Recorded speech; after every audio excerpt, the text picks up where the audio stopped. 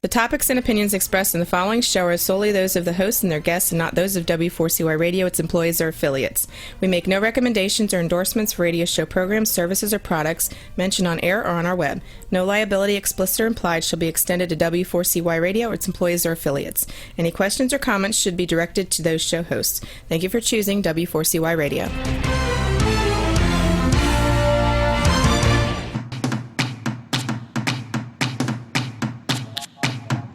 Welcome back, everyone, to the Geeks, Geezers, and Googlization show, where we talk with HR and business thought leaders about all the crazy shifts going on in the world of HR, recruitment, and business. I'm your host, Ira Wolf, and I'm joined again in the studio by my co-host, Keith Campagna, and our sponsors are JobVite and Success Performance Solutions.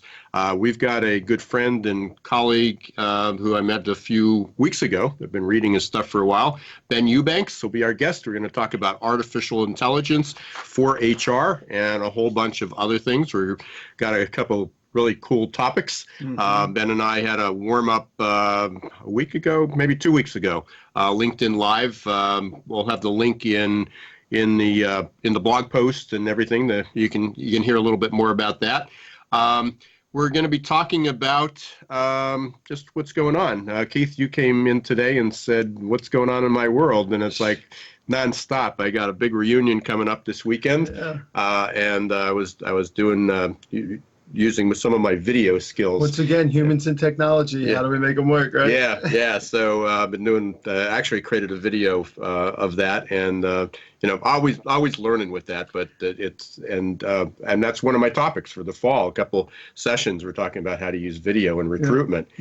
Because it's definitely hot in digital recruitment. Did an interview yesterday for the Atlantic Small Business Network. It'll be online. Really excited about that. It's funny. Every interview starts out the same. We're in the Atlanta metropolitan area, and it's really tough to find people here. And then I talked to I'll be in, and Ben will be able to share some of these. I'll be in San Antonio. I'll be in Dallas. I've been in San Diego. I'm in New Jersey. We're sitting in the Lehigh Valley. Every place you go talks about how difficult it is to find people. Everybody thinks it's a regional problem. Everybody thinks it's an industry-specific problem. Everybody thinks, we're just a small business problem. It's just small because we're a small business, large business. I don't know when everybody's going to get it, but it's a universal problem, and it's not a problem just in the U.S. No. I was on the phone. I had 2 conference calls yesterday. One South Africa, one in Israel, and the individuals I was talking to there, CEOs, CMOs, they're dealing with this, and it makes it even harder for those smaller companies that are looking to grow, because they have to not just, it's no longer the idea of looking for somebody. You have to be a sniper. You just can't put something out there, because it's hard to thin the herd so you could find who's real and who's not in the internal process. But it's maybe a factor of 10x. Getting somebody to recognize you, and then because they're too busy, right? They've got their own reunions and kids to raise. Well, I just and there's so many dynamics of this, and there's not one solution. My whole spiel is having a better candidate experience, and the only way you can do that is what we'll be talking with Ben a little bit about, is how to rely on technology, whether it's artificial intelligence or not, whether it's just HR technology, to help make better decisions, to stop doing all the kind of the repetitiveness, any administrative tasks. People have their jobs and they have their task list, and they go down that list and they go, well, I'm so busy, I don't have time to do the good stuff. And they're going to have to figure that out, because not everybody, but most people who have the skills that they need already have a job. There are a lot of people looking for other jobs, which is good news, but they're looking for better opportunities. And companies either don't sell themselves on those opportunities, or they're just doing a crappy job finding people. Or if the people come to them, they turn them, basically they're turning them away because of some obscene application process. Even when I was at JobVite, it blew my mind just how much importance people gave their applicant tracking system process instead of the actual applicants. and the candidates, and this is almost beating a dead horse at this point. But I'm going to ask Ben this at some point in the next 40 minutes, but what's the end game here? What does that look like to somebody who's actually ahead of the curve? I like to, we were commenting earlier about how it feels kind of cool to be recognized as someone who's ahead of the curve with this stuff. And I'm getting I'm starting to get the kind of attention. It's also scary too. Sure. when we think we're ahead of the curve. Right. Well, what does it say about the whole thing in general, right? It's a good thing we have other smart people talking. Unfortunately, there's a low bar, right?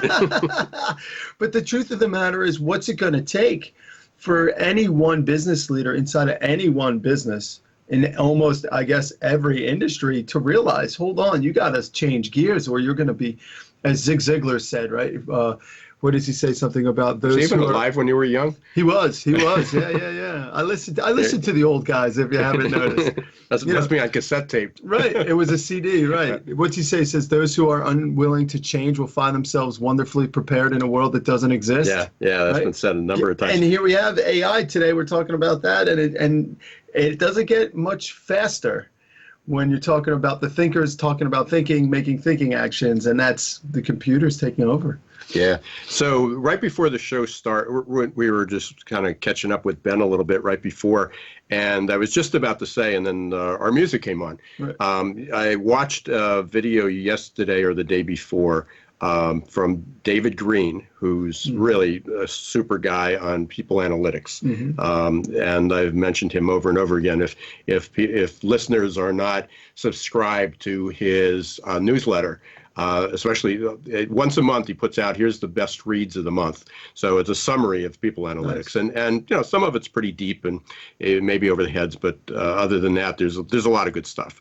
And then he was interviewing Dave Ulrich, who's been around for years, and I can't remember, is he the godfather of HR, modern HR, or something? There's some title he's given, like the millennial and the baby boomer body. He just does he talks about modern HR.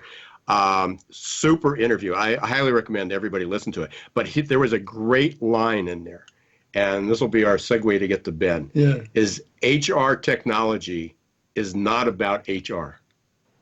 Ooh. And it goes back to how does that relate to business outcomes? So what you said earlier about having an applicant, everybody gets sucked up at the applicant processing system. Oh, we're going to switch. We're going to get a new vendor. This one's going to include payroll. Everybody's looking at HR technology as the solution. And the reality is it's not about, I love that line. Yep. HR technology is not about HR, which is a perfect segue to bring in Ben Eubanks.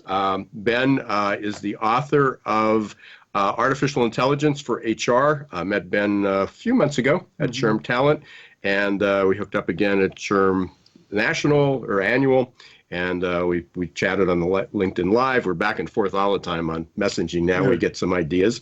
So welcome to the show, Ben. Thank you, gentlemen. Glad to be here. Yeah. So Ben, your company is Lighthouse. I don't know if I'm going to interchange research and advisory or advisory and research. Lighthouse Research and Advisory. LHRA. Okay, I was right the first time. Yeah. Super. So we're you heard the lead in. We sort of throw around the term artificial intelligence. So I want to start there because there's so much confusion about it, and you have a great kind of, I guess, I wouldn't say explanation or description of it, but kind of overview of relating this. My question is how would you describe AI to my 95-year-old mother? Oh, goodness gracious. And that may be an impossible task, but all right. Give it your best try. I'll imagine my 4-year-old standing in front of me trying to get him to get it too. So that'll be appeal to all audiences, right? We don't discriminate one way or the other. Email, though, by the way, so it's just not complete. His 4-year-old is still better than her on technology. Yeah. Oh goodness. Okay, so AI at its core is about technology that learns and acts like a human would learn and act in certain situations. So if we feed enough data into a system and it learns from those interactions and those models over time, it should theoretically be able to start making decisions just like Ira would when he's trying to pick, the route to take to work, or just like Keith would when he's trying to pick a restaurant, like being able to consume a lot of data and make decisions, make recommendations. Well, in the context that we're talking about here today, it should be able to look at a bunch of candidates and help you pick the best ones. It should help you to screen and assess and match people to jobs and do all those kinds of things. Some cases it can do those things very well. Some cases not so much, as I've been looking at technology over the last couple of years and watching the vendors that try to solve this problem. But it's really an interesting kind of dynamic and fun. And before I forget, I've got a note in my notes here. You guys are talking about both the video piece and the recruiting. Let's come back to that later on, because we have some cool research on that I'll share with you that you might find interesting.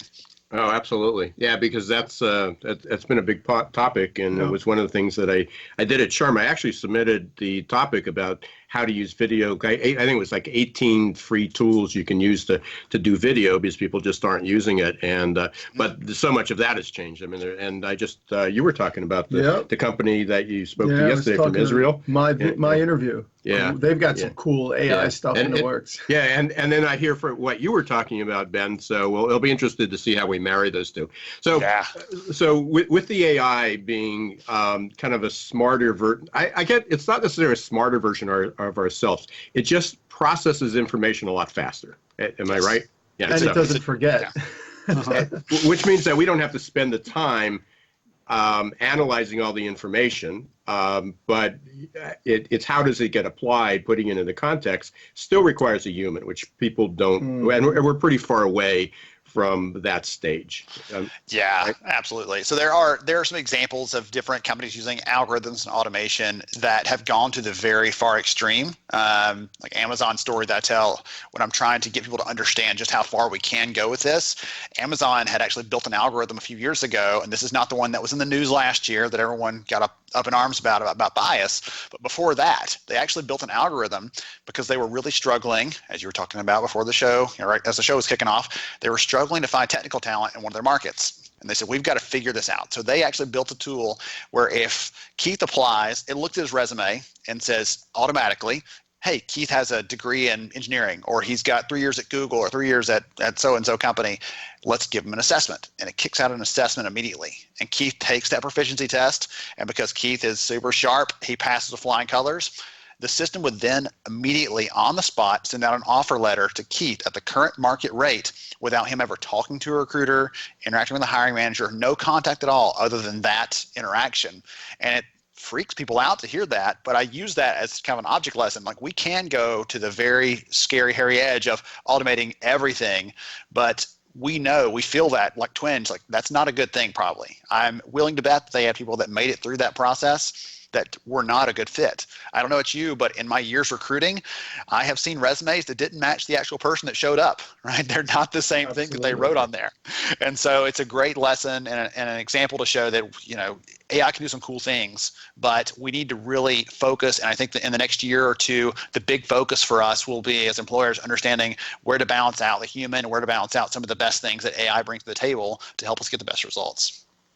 And again, that was my topic, and I've been asked to redo it a number of times. Just did it as a webinar, keeping the human in HR, and part of I think people, HR, a lot of HR people and just businesses sort of jump at that. It's like, oh, thank goodness somebody's talking about that. They're pushing back against AI. They're pushing back against technology, and that's not my point at all. My point is you need to embrace it, but embrace it diligently and vigilantly, if I can say the word, and be able to figure out where can it help us, but then where can we use our human judgment and things that AI doesn't have, empathy and compassion. How can we apply that? And to put it in context, as you said, there's probably people that Amazon hired, but there was something that may have been odd, but the only thing AI can do is evaluate the data that it has. It can't put it into the context of the bigger picture. Yeah, absolutely. When I'm talking about the value that AI brings and what to look for, so some employers actually have approached us in the last year saying, hey, we need some AI help for recruiting. And when I start talking to them, it actually boils down to we're having trouble screening, or we're having trouble with assessing candidates, or we're having trouble with like the core fundamentals of recruiting that have been around for as long as we've been recruiting people for all of history, right? But now all the vendors are pushing AI this and AI that, and so the practitioners started kind of using that lingo. But when it boils down to it, we're looking at just a fundamental problem, and sometimes the answer isn't AI. You have as I talked to a company 2 weeks ago, a 37-click apply process. Right. You know what? AI, maybe we get some AI to coach you on how to not ever do that again. Like we'll find a way to do that. But the real solution there is just to streamline what you're doing. You didn't need AI. You didn't need anything else. And in some other cases, AI really has a lot of value. It has a lot of opportunity to not just automate things. Like we've been automating stuff, again, for a long time. No one's manually writing paychecks anymore, right? If you have more than 2 employees, you're not doing that. So automation has been around for a long time, but that's not all that AI actually is. It also has 2 elements that we're looking for when we're actually evaluating technology. Number one, is it personalizing this experience? Is it creating a slightly different or slightly tailored version of the experience that's different for Ira than it is for Keith, than it is for Ben? And if it's creating that little bit of personalization and making us feel like, you know what, I'm going through this process, this hiring process, just like probably dozens of other candidates, but it feels a little bit like they know me, or they care about me, or they understand my situation, or who I am, or my motivations. Like that feels different fundamentally for a candidate. And the third thing we're looking for is what you were just talking about, Ira, that augmentation piece. The things that we are really great at as humans, computers are not very great at, and vice versa. The things that they are phenomenal at, we either don't want to do it or we're not good at it. None of us ever got into recruiting because we said, I am so thrilled to get up in the morning and go look through a stack of 250 resumes and find the 5 that I want to hire. None of us ever said that, right? If you did, you got a problem, get that figured out. But for the rest of us, we didn't start out wanting to do that. And the tools can help us to get past those things that maybe we don't love as much. They're kind of robotic tasks anyway. We can focus instead on those things that are high value within the function to add value back to the business, like you guys were talking about earlier. Yeah. So, and in relation to that, I just responded. There's, I subscribe to a service and they send a lot of questions out. And one of the questions was, what can employers do to stop, to curtail ghosting by candidates? And my response was, one is it was a trained response. Because in 2015, almost 4 years ago, I published an article which got a fair amount of attention and was about why that companies have to stop ghosting candidates and employees, because they still fall into this HR black hole, which is still a huge problem. And my suggestion is sure, there's people that don't have good ethics and morals, but the reality is they were trained to do that. So how do you stop ghosting candidates? How do you stop candidates being from ghosted? Ghosting employees? Yeah.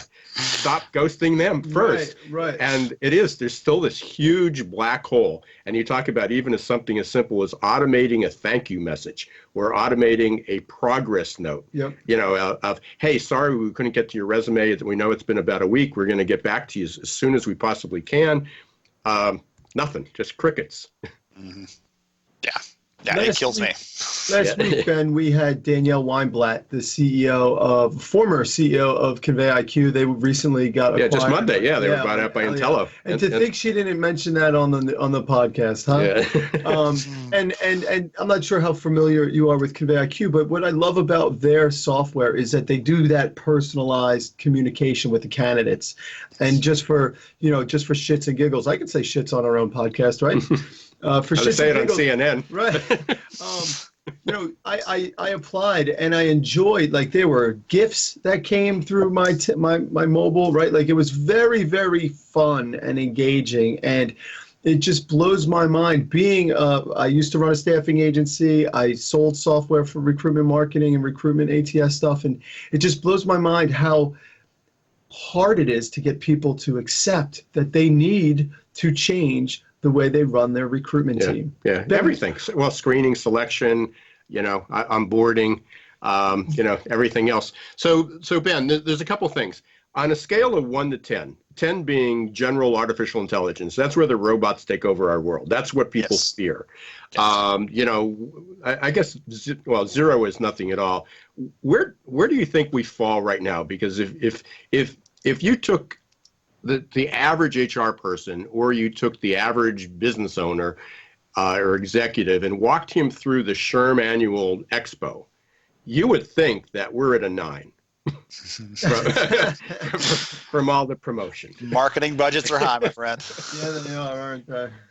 So where do you think we are in this field? Because again, some of the things we're talking about is just basic analytics, and are companies, are people throwing in just basic hardcore analytics, a good spreadsheet and analysis, not that I'm suggesting that's where you go. And all of a sudden it's like, oh, if we only had AI to fix this. Right. So I noticed you didn't define the zero. I'm going to throw it back at you. You didn't define where zero is. All right. That's We're using the papers to try to recruit, and it's, you got a telephone and that's it. You don't have anything else. A Rolodex for you guys. There we go. Taking us back. All right. Zig Ziglar and Rolodexes. You already hear from You can get it on. You guys have seen them on eBay. I used to have a couple on my desk. Only on the Geek Skeezers and Googleization show. All right. So the thing is, what gets me is one of the phenomena that I realized that I learned about when I was researching the book. I'm going to answer your question, but hang tight. I'm going to get there. So one of the phenomena I ran across is this thing called the AI effect. And essentially, it's a term that's used by AI researchers, people that have been developing this stuff for years, dozens of years. This isn't brand new. We've heard a lot about it in the last few years because there have been some high-profile things in the news. There have been some kind of interesting angles and topics and people sharing this stuff out. But this AI development has been going on for a very long time. Only now are the computers getting really strong enough, powerful enough to actually handle the processing capabilities. But this AI effect is what AI researchers call basically moving the goalposts on them. So let's say back in the 70s, they say, okay, if you want to define a computer as intelligent, it has to be able to do A, B, and C. And so they will work towards that goal. They'll build a computer that can do A, B, and C. And people will come back and say, that's really actually not analytics. That's just statistics and probabilities. Okay, this is actually intelligence. Okay, so they're going to build that and they come back later. No, actually, that's not intelligence either. That's just machine learning. Yeah, that's machine learning. That's not artificial intelligence. So they keep moving the goalpost on the AI scientists that develop these tools, smarter than all three of us put together, right, that are creating and working towards these end goals. And so I have a hard time saying how far along we are on that spectrum, because if I say 9, and next year something new comes out and different that we can't even foresee, that resets us back to 1 because we have so far to go. So I don't know that I have a specific number to throw out there at you. I'd say we're still very, very early. Definitely the marketing budgets, as I was joking a minute ago, but that truly is a real thing. So we actually. So we're closer to 0 than we are to 10. Yeah, I would definitely say that. Wherever that is. I would say that for sure. So in the last few years, one of my good friends, George LaRock over at HR Wins, he's actually cataloged every single venture capital investment that has gone into the HR technology space, recruiting, learning, HR, like core HR, everything. And so we went through, actually our team went through, I didn't do this one, thank goodness, this analysis would have driven me crazy, went through and looked at every single one of those funding rounds for 2017 and 2018.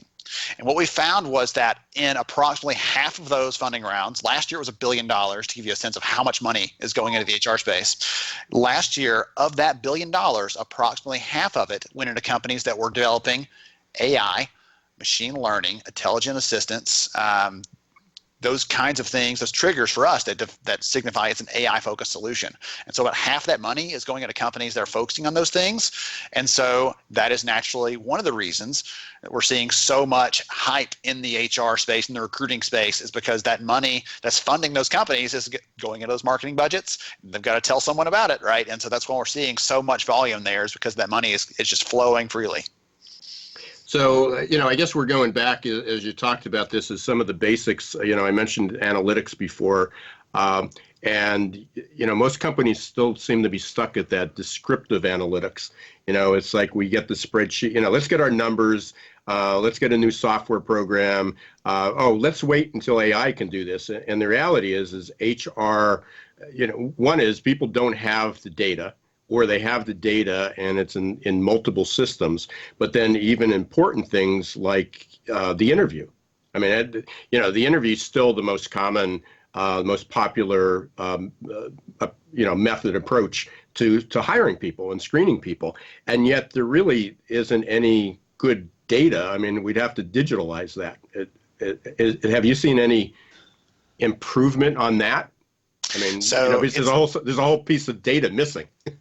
It's funny because so many organizations are trying to get by with the bare minimum amount of information they can get by with, right? Or this in the recruiting space, what are the numbers people want to talk about? They want to talk about time to fill or cost per hire, which are like they don't really care. They don't really matter to the rest of the business. So we've got to get past some of those basic things. I agree with you there. The descriptive piece has hung us up. But I actually sat with a company a few weeks ago, and the entire conversation for the entire day before we did some training stuff with them, the whole day before, they spent talking about how they were going to get SAP and how SuccessFactors was going to solve all their problems. And I have no issue with SuccessFactors as the company, but they were talking like this is the holy grail, it's going to solve everything. But today they're not gathering data. Their processes today aren't set up to actually make decisions based on data. And so just having a system, even if it captures everything, which it won't, but if it did capture everything by waving your magic wand, they still aren't using that stuff to make decisions. They still aren't using that to improve their actions within the HR, recruiting, talent team. And so even if I could just snap my fingers and everybody had the data at their fingertips, most companies are not quite sure what to do next.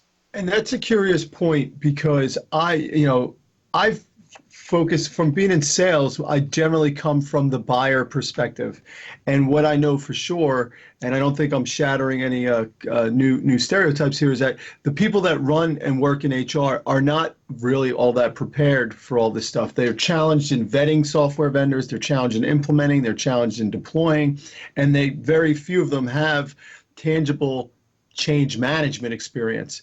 Your focus on AI has me wondering, Ben, did you see anything from or learn anything from the other side of the coin as it relates to the people component too? And then what we'll do, maybe we're going to take a break here, but when we come back from the break, I'll ask you. We're going to pick that up. That's a great segue there, Keith and Ben. So you're listening to the Geeks, Geezers, and Googlization show. We got Ben Eubanks from Lighthouse Research and Advisory. He's the author of Artificial Intelligence for HR, talking about the future of work, emerging trends, where we are on this journey. Behind everything you're searching for is something you're actually looking for. When you search with the real Yellow Pages, you get more than a contractor. You get a whole new curb appeal. It's not just getting directions to a dry cleaner with YP.com. It's rescuing an old favorite from the back of the closet. And it's more than finding a locksmith with YP.com on your mobile. It's getting to sleep in your own bed. Whatever it might be, there are more ways to search and more ways to find exactly what you're looking for with the real Yellow Pages, YP.com, and YP.com on your mobile, only from AT&T. What's up, everyone? This is Keith from the Geeks, Geezers, and Googlization show, powered by JobVite. JobVite knows career paths are made by people, not by open job requisitions. JobVite's platform ties recruitment marketing directly to applicant tracking and onboarding, creating continuous candidate engagement that effectively connects recruiters with qualified passive candidates. Used by over 50,000 recruiters placing over 1 million jobs, JobVite's platform impacts every company in every industry. Check us out at jobvite.com. Listen carefully. Up to 9 out of 10 job candidates visiting your company career page leave before completing an application. You heard that right. 90% of candidates who want to apply for a job at your company don't. That's just plain crazy, especially in today's tight labor market. Candidate experience matters. Stop turning candidates away. Let Success Performance Solutions help. Call us at 800-803-4303 or register at successperformancesolutions.com/W4CY. Schedule a no-obligation consultation and get special access to insider tips to recruit faster and hire smarter.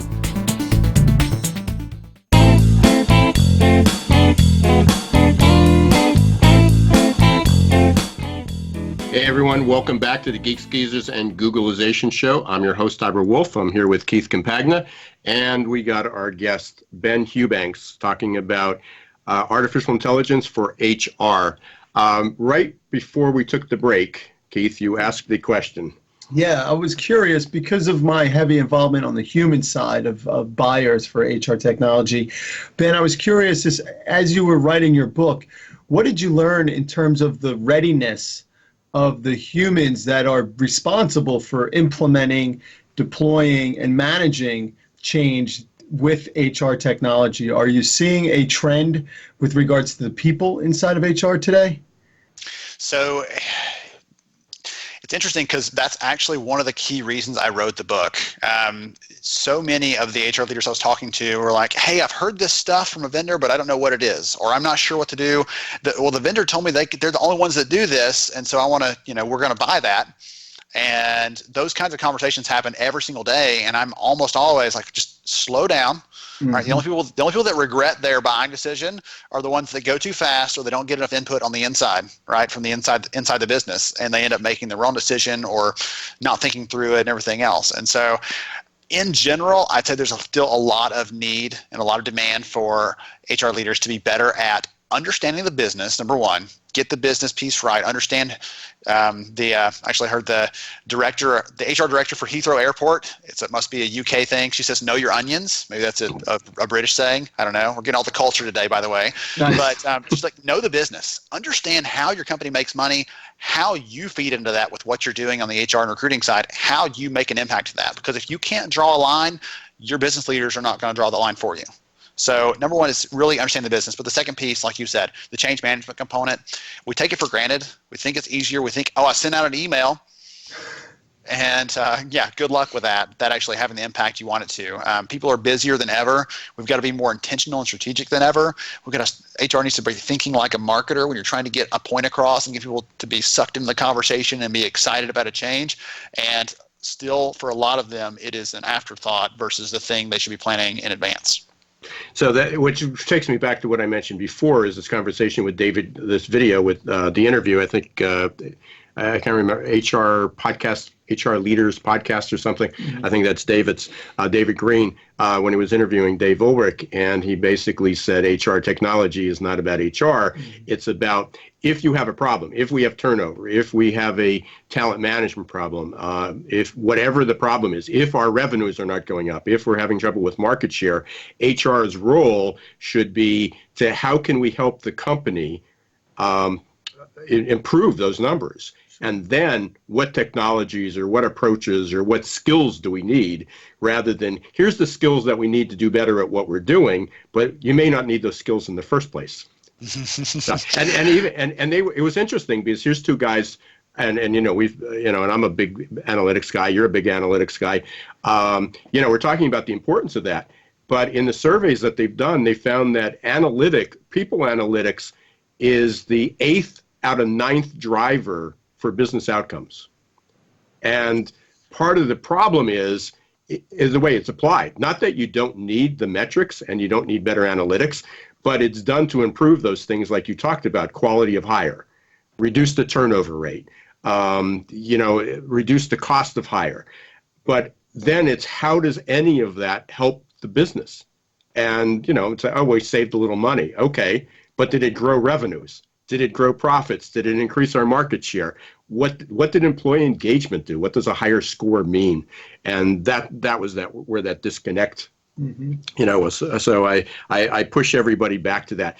But on the other part of this, Ben, I think it sort of led into this. We talk about is HR ready? What are some of and you're doing a survey right now on reskilling, and I don't know if that's related specifically to HR or not, but maybe you can talk a little bit about where we're going with that. So we've actually done the research on the reskilling. We're actually talking about doing a different, more focused version of that because we had such a positive response. But earlier this year, same thing, are tied in this conversation. If we take the bait and we say, okay, this automation stuff is going to affect jobs to some degree, depending on, we don't know what it is, what the actual impact will be. Lots of people are making guesses, and if you look at the headlines, it's terrifying, honestly. And so we wanted to dig deeper into that, understand how employers are responding and how the actual employees themselves feel about this and how they would want to learn. And so we did some research on reskilling. We found in the study is that 81% of employers, 81%, right? It's hard to get 80% of people to agree on where to eat for lunch, much less on some key thing like this. But 81% of companies said that the pace of change, disruption, technology, automation, those things are going to require us to fundamentally reskill and change the jobs makeup of what our people are doing today in the future. So that's a big deal, number one. Number two, so we followed that path down logically and said, okay, what's it going to look like? What cost-wise? What's it going to look like in terms of the impact and things like that? Is it going to be more risky to reskill than it is to hire outside? And in the study, all of the employers universally said, number one, not only is it less risky to reskill your people into another role, but it's actually cheaper to do that as well.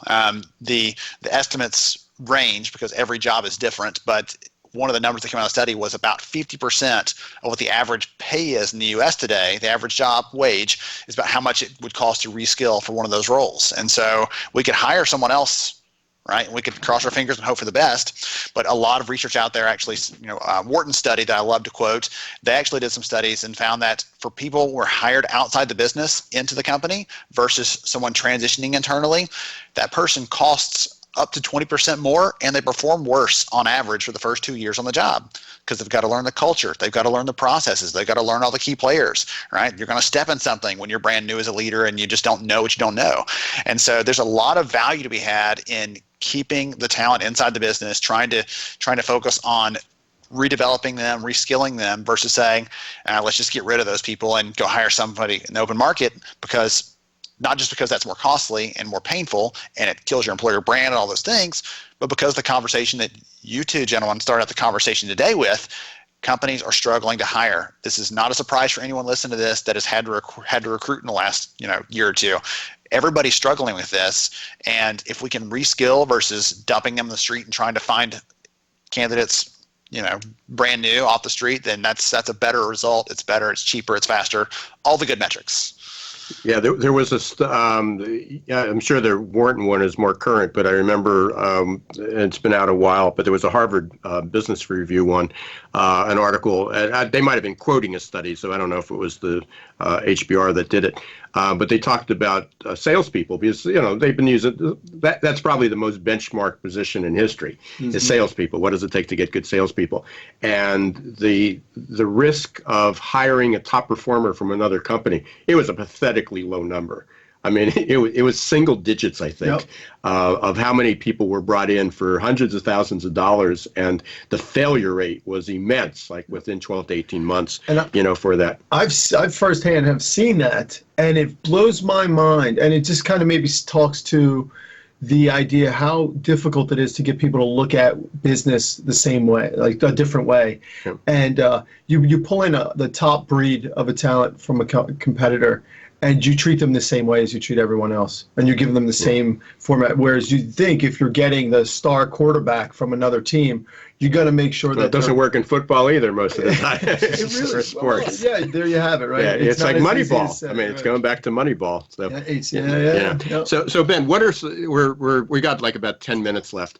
What are some of the uses of, or I don't want to say uses, but how do you think artificial intelligence or even advanced analytics, whatever we want to call it, is going to be applied? What are some of the best case scenarios that you've seen, or best case studies that you've seen so far?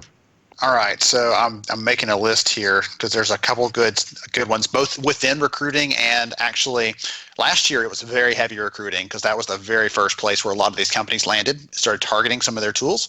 But there's actually more use cases now outside of just strictly on sourcing and matching. So a couple things. Number one, a lot more happening on the assessments and the matching side, trying to match candidates up and trying to short lists, those kinds of things. One of the interesting trends that we've been watching is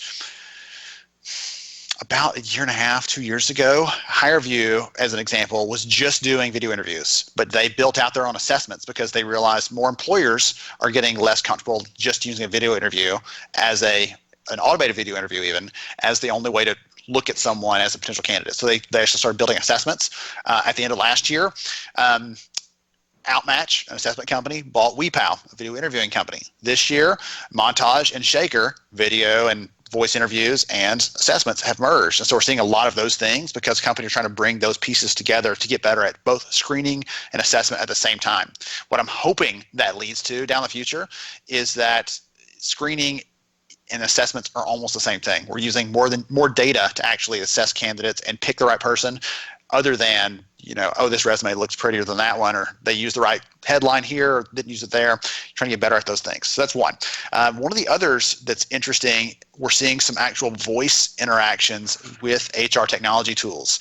One of the case studies that I talk about in my talks on this AI conversation is there's a company that has an HR team that's very distributed. They actually recently went through and were working through some of their analytics, their reporting, right, their data, and they realized they had something like 500 something reports, and they only regularly accessed about 20 of them. So it's one of those cases where someone asks for a report and it becomes part of legacy forever. And so they actually, now you show up on Monday, you say, okay, Alexa, I need to know how many employees we have on maternity leave in this place, how many employees on leave on absence in this area. Okay, make sure you email that manager with that information so they can follow up with those people and make sure they have their information. And they interact via voice with their HR systems and do some of those basic tasks, almost like it's an admin, an assistant sitting there taking notes, taking tasks, doing work for them. So whereas before they'd have to go through and run all these reports and then comb through the data and then try to figure out, okay, I've got to share this with this person, share this with that audience. It is all done via voice, and it takes them a fraction of the time to do that. And then the last but not least, natural language processing. There's some cool applications on the recruiting side, but we're actually seeing even more interesting stuff happening on the employee talent management side as well. So companies have been doing surveys forever, right? But the survey you only get the answers to the questions you ask, pretty much, which that's logical, right. Yes. Yep. But natural language processing can actually look at the sentiment and the mood of the text that employees write back to you. If you give them an open comment, tell me about your relationship with your manager, and they start saying, Ira is hard to get along with, and he doesn't give me good feedback, and I'm not sure, what our vision is for the team. Like, it will look at those comments and not only say, hey, this person's not happy, but also they're confused. They may be a little bit upset, and it can start to give you insights into those comments without having a human sit there and read through every single one of them. It's one thing if you have 50 employees, I can go through and look at every single comment. If I have 5,000 employees, there's not a chance of that happening. And in those bigger companies, if you're not average, you're not heard in an employee survey. And so having these kinds of tools that can look at the sentiment, look at the natural language, how we talk to each other and interact, the machines can analyze those things. And they're actually, we've done some research. We're about to release the findings next month at the HR Tech Conference. We've done some research on this and found that the algorithms are even better than humans at evaluating those emotions and then making recommendations on what to do next. Well, because unless the algorithm has it was constructed with a bias in it, it's really a third party looking at that, and it's tough to remove that unconscious bias. Which a couple months ago, are you familiar with OnGig, the company OnGig? Yeah. So I think I'd like your opinion. You can give it on the air or off. But we had Rob Rob Kelly was our guest a couple months ago, and I mean they're whether the software does this, and I'm going to assume it does because he's really a sharp guy. But what they're picking up in job descriptions, just looking at words that turn off your female candidates, your male candidates, and now this week there's a big article about LGBT Q, and it was like how that not only is affecting that population but millennials and Gen Z. So the language that you use, which goes back to your question. What are the questions that are being asked? How are they asking them? Is there inherent bias in those, implicit bias in those? But then what's the response from the people, from the employees that are responding to that? Hey, Rob, we're coming up at the end of this party here, and we'll definitely try to get you back up. Ben, you're stuck. Ben, sorry, Ben. I just talked to Rob Kelly the other day. That's why. Sorry. Where can our audience reach you or get more insight about the book and maybe even from Lighthouse Research and Advisory? Yeah, and if like the reskilling survey or some of the other surveys are available, where can they get it? Absolutely. So all of our research is free. Obviously, the publisher wouldn't let me handle that with a book, so that's not. But you can find the book, Amazon, Barnes & Noble, anywhere good books are sold. It's just Artificial Intelligence for HR. And if you Google my name, Ben Eubanks, you should find Lighthouse Research and Advisory. And again, there you can search the blog. The data we didn't get to on video in recruiting, right? We've done research on assessments. But we still actually have a couple. Yeah, we've got a couple minutes there. Yeah, so can you do like a 2-minute summary on the video? Yes, candidates do not want to see your company produced video. How about that? Let's boil that down. We actually surveyed candidates to find out what sort of video they want to see, and they want to see hiring managers. Actually, they want to see them 2 times more often than the company overview, and 10 times more often than they want to see something from us as the HR or the recruiters. In addition to that, the hiring manager video, if we use video in that process to try to engage the candidate, that makes them 46% more likely to consider the job and 30% more likely to apply. Wow. Well, that fits perfectly because that's actually in the fall, I think in every presentation I'm doing, if it's not only on video, it's part of the recruiting in the age of Googlization. And, certainly saying, hey, how simple is it for a hiring manager to pull out his iPhone and say, hey, thanks very much for applying. Excited for you to come in for the interview. Right. Or excited for your first day. Right. Yes. Very simple stuff. No budget, zero training, and yet can't get done. Yeah. Well, it's funny because in the study, employers said, of all the options that we could put out there as far as video content, the number one, we think the most influential and persuasive source is hiring managers, but only 3% of employers are actually using that. Amazing. Yeah. Amazing. Hey, we're wrapping up here, Ben. Last question for you. Love asking this question here on the show. You come back a year from now, what are we talking about? Goodness, I'm a year older. We're probably still talking about Zig Ziglar. We're still talking talking about all the classics and all that other good stuff. Rolodexes. You got to know where you come from. I told you that some of the stuff has really changed in the last year, and I cannot wait to see what's up next in this space because there's been so much change even in the last 12 months, and all that $500 million that's going into 2018. Those tools, those products they've been building are starting to roll out to the market today, and so there's no telling what we're going to see, but I'm really excited to be in the front row. Nice. Yeah. Well deserved. Yeah. For those of you who want a little bit more, we covered some of this, but we had a slightly different conversation 2 weeks ago on LinkedIn Live. You can go up to my feed. We'll be putting the link to that interview up on this so you hear a little bit more about Ben. Ben, one more time, how can people get a hold of you? Absolutely. Google's your friend here. Ben Eubanks, LHRA.io is Lighthouse Research and Advisory. We have all of our research out there for free. And again, the book is anywhere you want to get it. Love for you to check it out. Shoot me a note. Give me some feedback. It's got 5 stars on Amazon. So I'm still enjoying that ride. Nice. Yeah. Congratulations. And I've got it here. It's on my desktop and continues to get highlighted. It's now a yellow on white. So, hey, Keith, any final words? No. Thank you very much, Ben, for coming on the show. This is really good stuff. For those of you listening out there, don't feel overwhelmed. This is not a all or nothing kind of idea. Take your time. I like what you said, to think about the decisions you need to make, wonder what kind of impact they have. And HR, please don't wait for the disruption to come to you. Go to your operations counterparts. Go to your leaders and ask them what they think they need from you, and it becomes a whole lot easier. Yeah, and absolutely. And remember, HR technology is not about HR. So, Hey, thanks again, everyone, for listening again to the Geeks, Geezers, and Googlization show. We're always interested in hearing what's on your mind.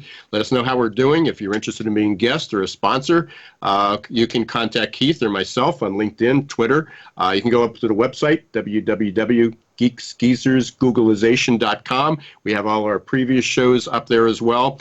Thanks again to JobVite and Success Performance Solution for helping us be on the air. And don't forget to join us next week, every Wednesday, 1 p.m. Eastern Time on W4CY.com. You can download the app as well, listen to it on your mobile devices, and we're on every possible podcast you can think of. Spotify, Apple Podcasts, Google Play, SoundCloud, Amazon, you name it, we're there.